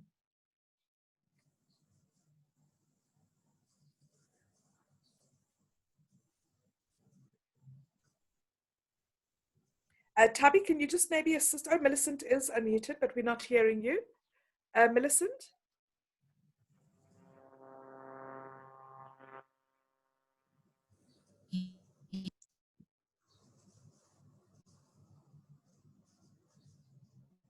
Hi, Millicent, we can't hear you. I don't know. There we go. It looks like you're coming back in line now. Am I audible now? Yes, we hear you loud and clear. Hi, everyone. Hello. Yes. I just wanted to ask, in case of an application getting, say, rejected the first time around, do you guys offer further assistance so that maybe the next time we can be successful? I'm going to answer that one, Millicent, because this is an issue we have been discussing. We haven't quite done it before, but what we are looking at going forward is to look at people who have applied and have been unsuccessful, and we set up some sort of training sessions or development sessions where we can engage with you as an applicant, assist in terms of making sure that you clarifying or clearly articulating the project that you want to undertake, that you are able to do a proper work plan, a proper budget. So these are things that we are looking at going forward. We haven't quite set up a time frame for when we are going to do that, but we're hoping that after this particular funding session that we can go through those people who are unsuccessful and see how to set up sessions within your province, or identify facilitators within your province in order to assist you if you've not been accepted in this current call. Are you satisfied with that, Millicent? Yes, I am. Can I ask another question quickly? Sure. I think Lindy mentioned something about the creative process being put into account. Say, if I would like for my project, say I'm working on an album as a musician, and I would like to hire out somebody to come play the guitar for that specific song. Does that also like now fall under the quotation, since I can't get maybe like a guitar for myself? Yeah. Got you. Lindy, do you want to take it? Not necessarily. For musicians, remember you'll have an item that says artist fees, and your musicians, that item, for all of your musicians, you'll be paying the fee from that amount. That amount will be greater than any other amount. For you, what you step forward is that you should apply and make provisions to payment of artists. As you hire them, as you move along, then you'll cater for them other than that. Things for quotation happens when you really require, for an example, to use a particular venue and use a particular instrument there, and for them to say they give it to you or access it, then they'll say it's this much, and then it comes up to be a little bit higher than an amount you could ever request, and then you can support it. But for the people who are part of the creative team, basically your musicians who you need to pay, we really don't need you to have a quotation from each and every people in the band. Okay. Thank you, Lindy. Thank you, Millicent. Then we have a question. Does the NAC fund support fashion projects? I think the short answer to that, Buleng, is no.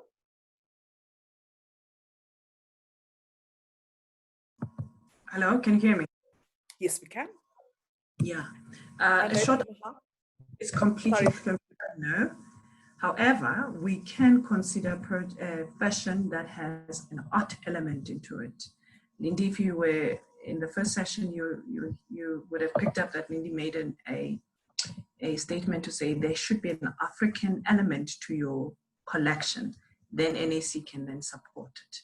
But a complete clothing or stream of fashion, we can't support it.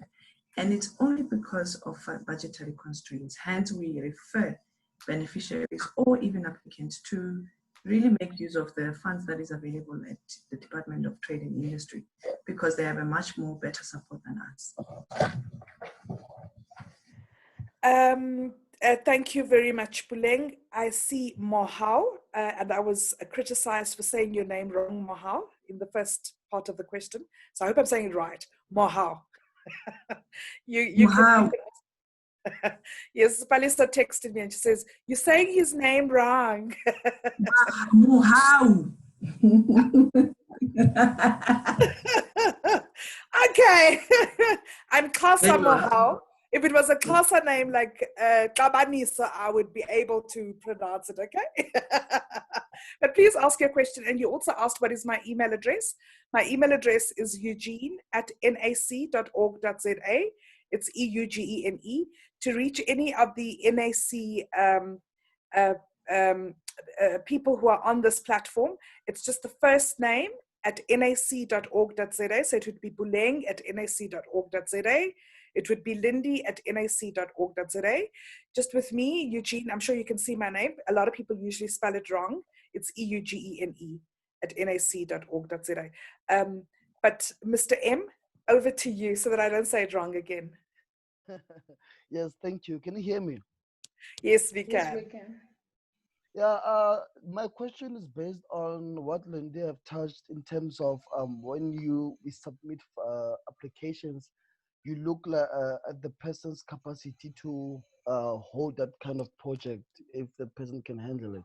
So now my question comes that, most people, they've been doing projects, but not professionally. For example, in local area, they're known to be, people who can organize, for example, in music, jam sessions, and other kinds of art successfully, but they don't have the professional side of it, or let me say they have worked for a professional organization. So how do we accommodate those kind of people to prove that, this person can certainly handle that kind of a project?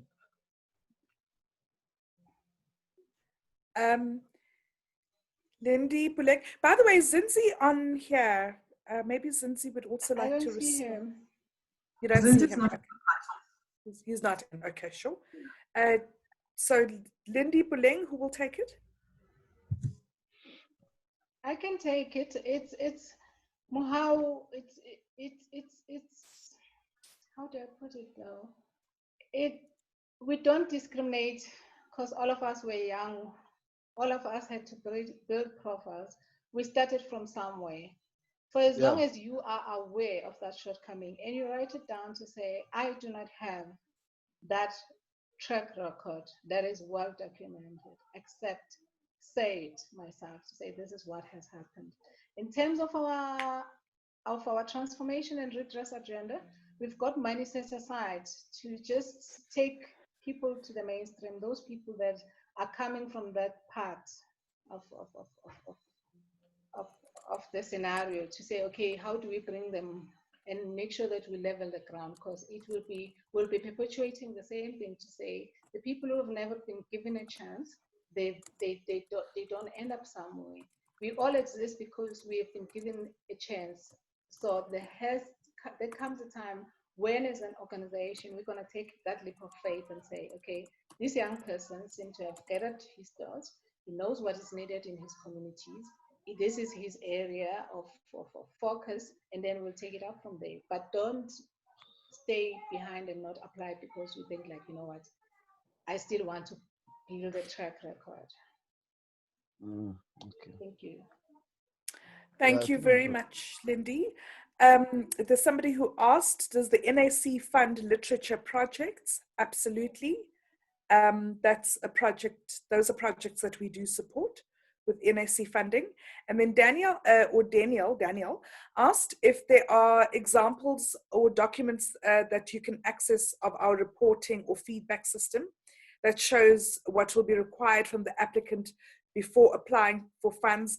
That is such a valuable question, because a lot of people get into the space without understanding what their obligations to the National Arts Council are after receiving funding, because there are some obligations that you will have to meet after you've received NAC funding. So a very useful question. I've said in this case that Daniel can email info@nac.org.za rather, and then we should send a reporting template so that you can see what it is that we require. But also what we've recommended is that once you become beneficiaries, that we hold a session with you soon thereafter, and we explain what we expect of you, and also give an opportunity to you to ask us as the National Arts Council or to tell us as the National Arts Council what you expect of us, how you expect us to support you and to engage with you, because this is a two-way relationship. It's not just one-sided. But of course, there's a contract that we enter into, and I think it's very important that people understand what those obligations are.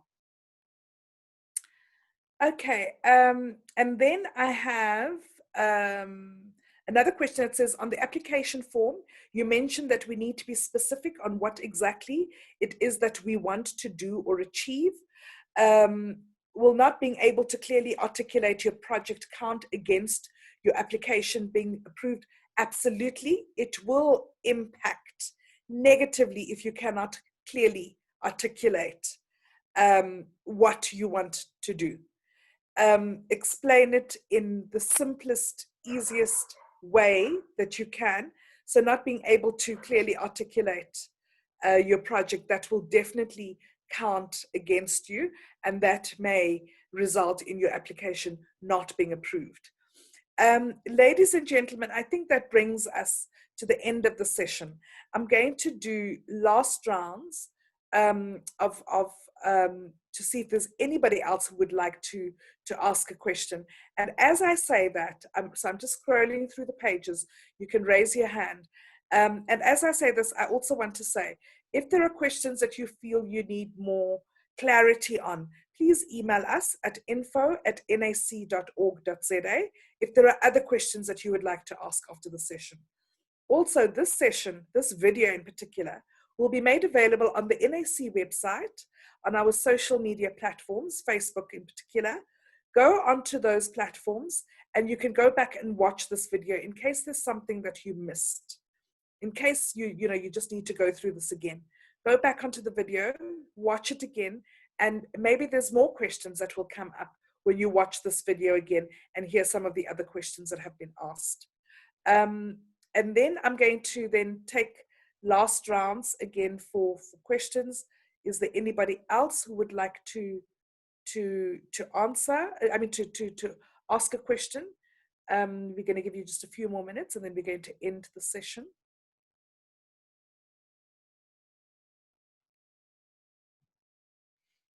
Okay, I see that there's no one else that wants to ask a question. Oh, okay, we have Millicent again. Millicent, yes, please ask your question. You can unmute yourself and ask. Hello. Hi. Okay, so in the event that, say, an artist wants to do an outreach program, like maybe collaborate with local NGOs and other people who are trying to make a difference in the community, but through NAC, like what are the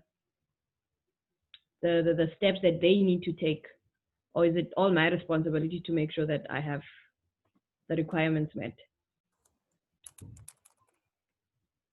Puleng, did you get that? Would you be able to take that?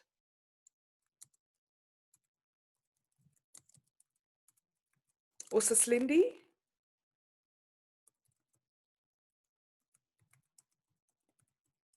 Hi, Puleng, Lindy. Eugene, There we Eugene, go. Lindy. I'm going to ask the lady to repeat, or you can take it. I missed the question. Millicent, just repeat your question. I also couldn't quite get it, so just repeat it again. Okay, in the event that you want to assist as an artist, maybe like do community service-based projects. Yes. So if I want to collaborate with an already existing NGO in the community or that's working in the community, what are the requirements that they need to follow in order for this to be a success? Me coming to them knowing that I will, say, be funded by the NAC. Sure. I'm not too sure if I'm understanding the question, but just to answer you, on the point of getting involved with another organization which you've identified, if you were to apply to the NAC and get funded, this will be your area where you say you've paid it forward to that organization. Oh, which means okay. you'll be going to that organization not expecting to be paid, Okay. on the basis that the NAC has supported you for the project that you are running yourself on the other side. But if you go to an organization to take, I mean, to bring your skills, and they're in a position to pay you, you don't need to let the NAC know about that, because it's an organization that has the means to do so. Okay. But you can also not go to an organization and say, please, I can help you do 1, 2, 3 with the hope that the NAC will come through and then the money will come through for my salary. And they take you, and then when they don't pay you, maybe you say, and then they say, but we have not put an application to the NAC to ask for money. So that we cater for you, if I get it. Okay. I'm not sure if I'm understanding the I understand. Yeah. My question is answered. Thank you. Thank you. All right. Thank you very much, Millicent. Thank you very much, Lindy. We're going to take a last question from Puti. Hi, everyone. Hey. Hi. Thank you so much. Hi. Maybe I might have missed some of the things because I joined in later. So late. So I just want to know if I want to apply and my project, if it sums all the mediums like your visual art, dance, music, everything, just add one. And then in terms of those blog application, which category should I fall in? Because there's dance, there's visual art. So where can I put that? Is it the multidisciplinary? Okay. And then I see that there's, sorry? Multidiscipline. Okay, thank you so much. And then one more question. I see that there's obviously different, is it categories, if I'm not mistaken, that there's programs. Programs, yes, festival platforms like your development, like how do you know that your project will fall into this kind of a program? Because last time I applied for dance and then I didn't know, I think I chose a wrong platform, program, because now dance does no longer fall into dance program, it falls into something else. It just, it depends on your project, I think. So it's a bit. So what do you want to do? Do you want to create? Do you want to showcase? Do you want to train? I think that's where we have to understand. Oh, it's on creating and showcasing. Okay, what dominates? Is it you? It's the showcase. It's the showcase. Then you would have to go to other programs. Pardon? But then it was about creation. A lot of the activities was around creation. Then you were supposed to bring your application to innovation, design, and creation. But now that you're saying the dominant program is art platforms, you want to showcase. So it means a lot of activities are around showcasing. So you would have to go to art platforms, showcases, and exhibitions. Showcase and exhibition. That's the program you choose. You still choose dance, and then the program will be art platform. Art platforms. Yeah. Lindy, I know you had. Okay, sure. I just want to add on what Puleng has said. Okay. Yeah. You can choose the program that's relevant, but even if you mislaid or misplaced your application, please do know that in the office we still cross-reference applications. If you still cut above the rest, and in terms of the proposal, it's compliant, and we feel it's a compelling proposal. If it doesn't belong to innovation will say, I think it belongs to capacity building, and then we will transfer the application to that category. It's not like you get declined for just misplacing the application or your proposal. Okay. All right. And then last question, sorry. And then if I'm collaborating internationally, do I have to get a confirmation of some sort from them, or as I just add them as my beneficiary, direct beneficiaries? It will create Waived that you have a confirmation, so that we understand that there's an agreement between you and the person that you're going to collaborate with. Okay. Thank you so much. I think I'm clear with all the answers. Thank you so much. Thank you, Puti. Thank you very much, everybody. I'm going to ask Puleng and Lindy just to give us some closing remarks, and then we're going to come to the end of the session. Buleng, we'll start with you and then we'll finish with Lindy. I really don't have much. It's like I'm going to keep repeating myself. I would like to encourage everyone to give NAC a chance. Come up with innovative proposal. This is our time and this is your time to learn one another and to adjust to one another. For chop and change, we want to hear from you, and for us to also fix our processes, we want to also hear from you. All the best with your applications, and yes, till next time. Thank you so much, Buleng. Yes, Lindy? Thank you. I just want to echo the same sentiment as Buleng, to say this is the time that you have. Try by all means. We encourage you to apply, because if we have the budget and we don't have people to support, it's just it becomes immaterial. So it's important that we also have those proposals coming through, and we wish you all the best with your programs. Thank you so much, everyone. Oh, I see there's a hand from Lydia. Sorry. So last one, Lydia, and then we're closing. We're going to close the session. We'll take your question, Lydia. Hi, Lydia. You can just unmute yourself. There we go.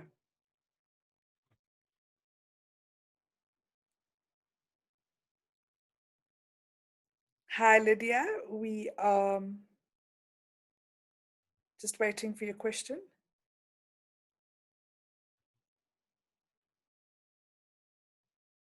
Okay, I see Lydia has muted. Perhaps if we can ask Lydia to post her question on the chat. We were unable to hear you. And if not, just email us if there's anything that we have not responded to.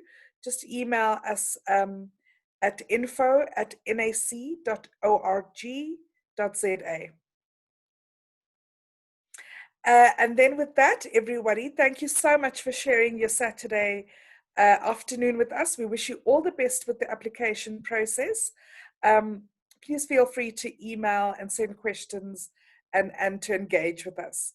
That's why we are here. Have yourselves a wonderful afternoon, and we will see you soon.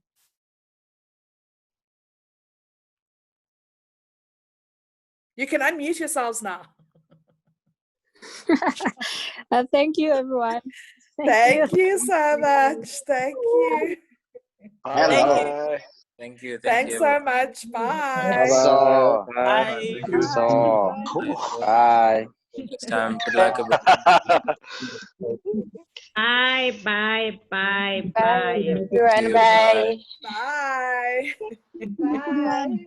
And you can turn us off. Bye. Sorry. Yeah.